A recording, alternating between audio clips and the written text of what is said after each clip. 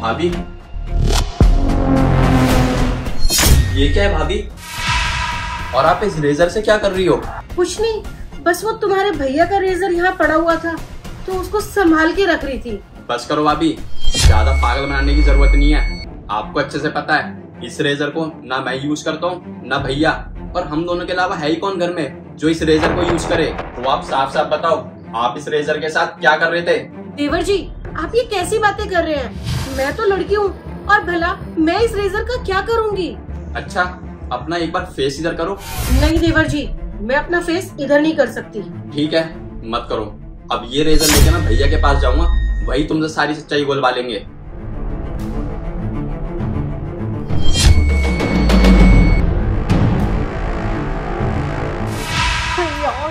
मैंने क्या कर दिया? ये बेवकूफ देवर ना मुझे मरवा के मानेगा। अब एक काम करती हूँ, जल्दी से ना इसे साफ कर लेती हूँ और पति के पास चली जाती हूँ, वरना सारी सच्चाई ना उनके सामने आ जाएगी। ये ठीक रहेगा।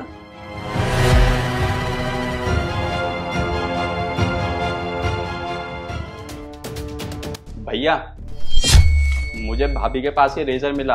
पता नहीं वो इस रेजर के साथ क्या कर रही थी। रेजर? ये रेजर तेरी भाभी के पास क्या कर रहा था? ये बात मैंने भाभी से पूछी, लेकिन उन्होंने मुझे कुछ बताया ही नहीं, इसलिए मैं आपके पास आया हूँ।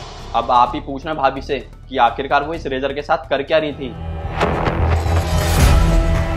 दीप्ति, ये क्या कह रहा है? तुम इस रेजर के साथ कर क्या रही थी? अरे शिवम, जो मैंने देवर जी को बताया ना, वही मैं तुमको भी बता रही हूँ।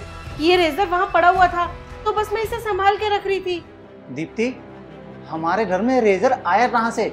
ना तो इस रेजर को मैं यूज करता हूँ, ना पारस यूज करता है। मैं ट्रिमर यूज करता हूँ और पारस भी ट्रिमर यूज करता है। फिर ये रेजर हमारे घर में आया कैसे?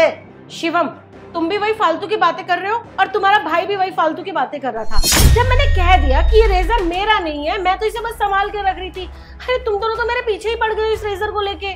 अच्छा दीप्ति, एक बात बताओ, जब ये रेजर तुम्हारा नहीं है तो इस रेजर से तुम सेविंग क्यों कर रही थी? शेविंग? मैं शेविंग क्यों करूंगी भला इससे?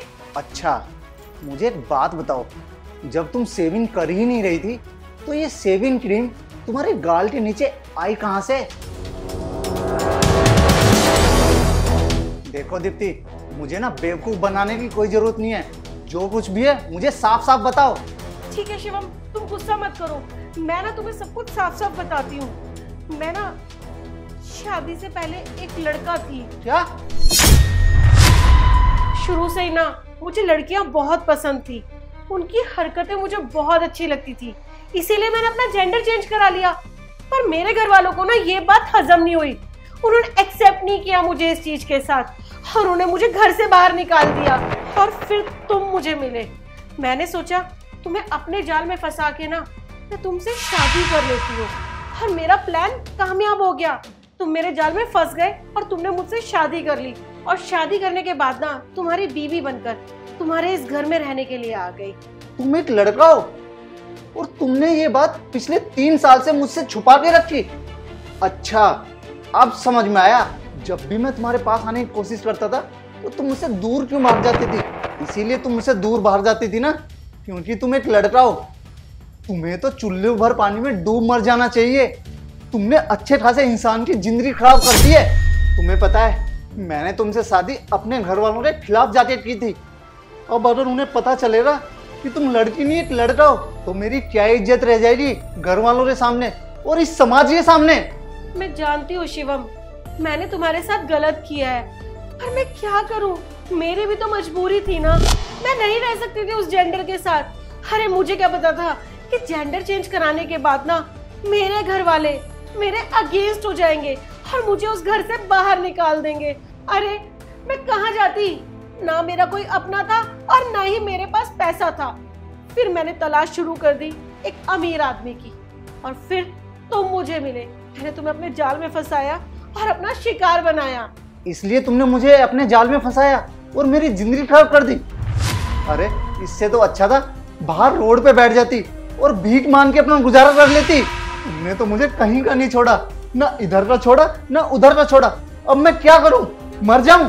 शिवम प्लीज ऐसी बातें मत करो, मत बोलो ऐसे गंदे शब्द अपने मुंह से। अरे मैं कर भी क्या सकती थी, मेरे पास कुछ और चारा नहीं था।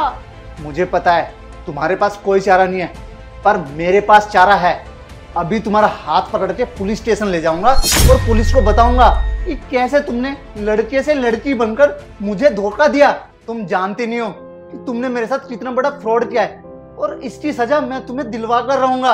हाँ, अरे शिवम, पुलिस स्टेशन जाने की क्या जरूरत है? हर एक घर की बात ना घर में ही रखते हैं, हम साथ रह लेते हैं ना, किसी को पता भी नहीं चलेगा कि मैं लड़के से लड़की बनी हूँ, और घर की बात ना घर में ही रह जाएगी।